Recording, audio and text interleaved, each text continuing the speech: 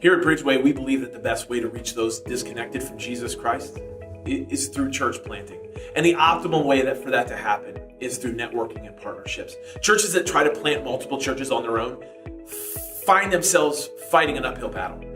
To come alongside of other groups, churches, districts, agencies, networks, it means that we're multiplying the resources, the personnel, and the passions in ways that no one church could ever do by themselves.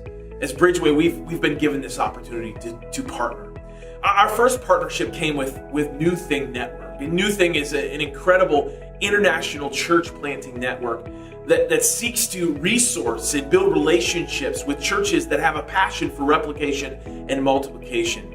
And so we spent the last year in a program called LARN, in which they have been sharing with us what does it mean to structure the entire church so that what you do is effective in multiplying churches, not just in your area, but potentially statewide, nationwide, and globally. So we've been learning, we've been growing, we've been leaning into a vision of what it looks like for us to make that happen. In October, we launched this vision that still, I think, unnerves me a little bit, to ignite a movement of culturally relevant, radically loving, rapidly reproducing churches spreading hope throughout the world.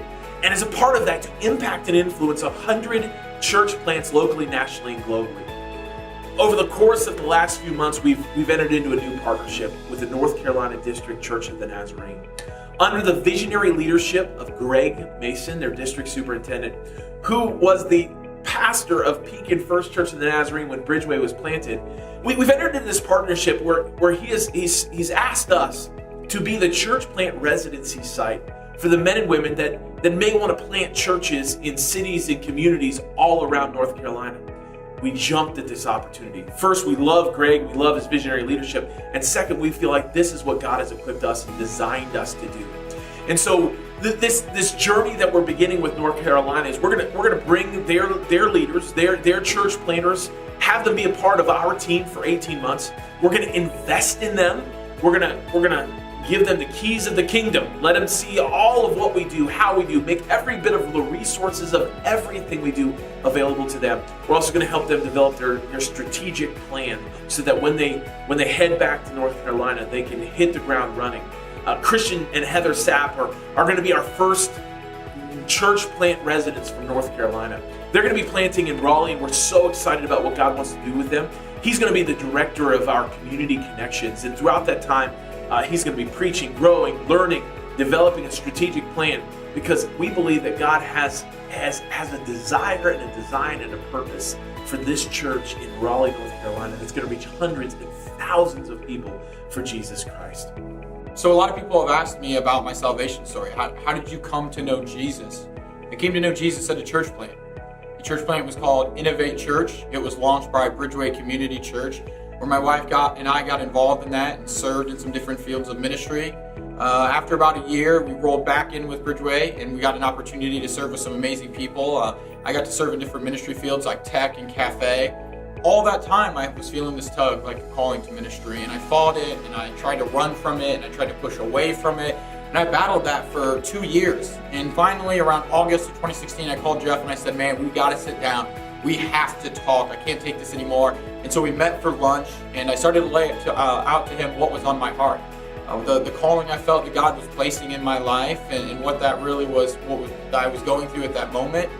And then in November, I got the opportunity to go to an amazing conference called Exponential about church multiplication, church planning, and really what that looks like and steps to really equip you to do that. And right before the last session, I'm sitting there talking to a guy that I've never met before in my life, I've never spoken to.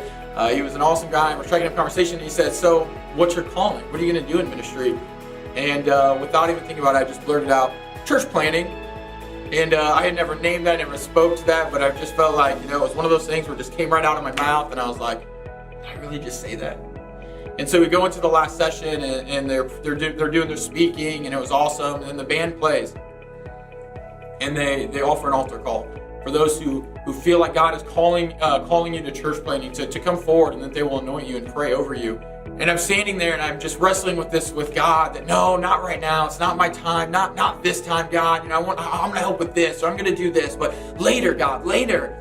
And man, if God didn't about just throw me out of my seat at that point. And so I stepped forward and I started making my way down there, and I meet Jeff right in the aisle, and I step forward, and they a member there, he prays over me, and Jeff was praying over me, and other members of Bridgeway who had attended with us, and it was a freeing experience, to finally name that, to stop running from it, to stop fighting it, to stop pushing back on God, but just to say, okay, here I am. Yes. It's been an incredible gift and privilege of sitting in these rooms with some leaders over this last year who dream and have visions of the gospel that I had never encountered in all my years of being a pastor until I arrived at Bridgeway. I remember sitting in the room for the first time with Pastor Maruthi from Mavuno Chapel in Nairobi, Kenya, and listening to him talk about how they wanted to plant churches in every gateway city all across the globe. And I was astounded. All of a sudden I felt like this wee bitty fish in this really big ocean. And in a sense, I was sort of drowning in that moment because I was thinking to myself, how on earth is that even possible? But as I've listened to these men and women talk about their visions, and I've listened to the testimonies of faithfulness, of how God has met them at every step along the way, how they've launched into initiatives and seen churches spring up and leaders emerge, and I'm just left saying, God, this really isn't about what Bridgeway can accomplish. This isn't about what Jeff can accomplish. This isn't about what our church plant residents can accomplish. Any of it by ourselves. It comes as we rely desperately on you, God. As we seek your face, as we pray diligently, and as we come alongside one another. And we say, we're in this together. This is a kingdom venture. This isn't about one church being known or one pastor being known. This is about the name of Jesus being known. It's about the name of Jesus being spread across this globe as his faithful followers and churches partner and network together for the sake of the gospel. And so, as we kind of traverse to see what this would look like moving forward, I'm trying to set timelines on this. I'm trying to say, well, God, maybe in a couple years I'll do this, or maybe 5 years from now, but not yet, God. I'm just not ready. And then in December, I get a text message from Jeff, and he says, how about Raleigh, North Carolina? Just pray on that. And I said, oh, okay, yeah. And I set my phone down, and I thought, no way, no how. I don't have the skills, I don't have the experience, I'm not this, I'm not that.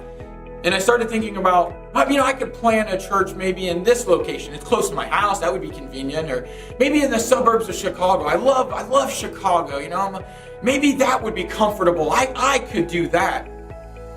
And I prayed for a couple weeks over it, but I wasn't really seeking God's will. I was coming to God with the predetermined notion of, no, but I'm going to pray to you about it. And after a couple weeks of that, God gave me a bit of a holy gut check. It wasn't about what I could do. That, there is no faith if I'm only going to serve in ministry in capacities that I feel like I can do. And God said, what about what I can do through you? And it was humbling and awakening. And over the next few weeks, I decided to finally really seek God in prayer. To really look to see what he wanted, what he could do through me. And my wife and I, we spent a lot of time praying together and thinking about how crazy this would be. And so we said yes. We said yes to God. Here at Bridgeway, we don't hold on to anyone too tightly. See, we believe that when God births a vision, whether it's a church plant or a church campus plant, that God calls people around that vision to support and encourage it. We believe in turning people loose and setting people free. We've got now currently 3 church plant residents. Christian, who is going to be a church plant resident in North Carolina. Kevin, who is a church plant resident, who's going to be planting in Bern, Switzerland. And then a young man from New Lenox, just outside of Chicago, who's going to be with us for weeks at a time, learning our processes as he prepares to launch Bridgeway Church there in New Lenox. And what we're saying to our people is, hey, if you fall in love with these folks and fall in love with the vision, go. Head out. Make this a journey of faith. We're going to encourage you, support you. We're going to turn you loose because it is more important for us to fulfill the mission that God has for us in replicating and multiplying churches and seeing new people reach than it is for us to have our comfort and to grow our own one church in one location. We want to spread out. We want to see the gospel of hope spread out throughout whatever community, city, nation around the globe, whatever that looks like. We want to turn people loose to be a part of that. So if you're interested, I want to encourage you to reach out to Christian or to Kevin or to Seth and to be a part of what God may be calling you to be a part of as they plant these churches. And I know some of you are thinking, you're hearing this and you're thinking how crazy it sounds too, but maybe you feel that tug in your heart too. Maybe you feel that same sort of stirring that I felt anytime I thought about it. Maybe your heart races a little bit. Maybe your stomach churns a little bit. If that's the case, get a hold of me. Email me at christian@bwcc.tv. And get at me on Facebook. I would love to have coffee with you, lunch, dinner, and a meal. Just answer any questions you may have. Talk to you about what this may mean. I know this is a crazy endeavor we would be embarking on. It would involve selling your house and uprooting your family and moving. But I will say this, I am slowly learning that when you say yes to God, you will be amazed at what can transpire, what He can do through you for His kingdom, the ground that can be taken. So if you feel that, if you feel a tug, a stir, don't hesitate. Even if we talk and you say, nah, it's not for me, I don't care, I want to hear from you, I want to talk to you. Just get a hold of me.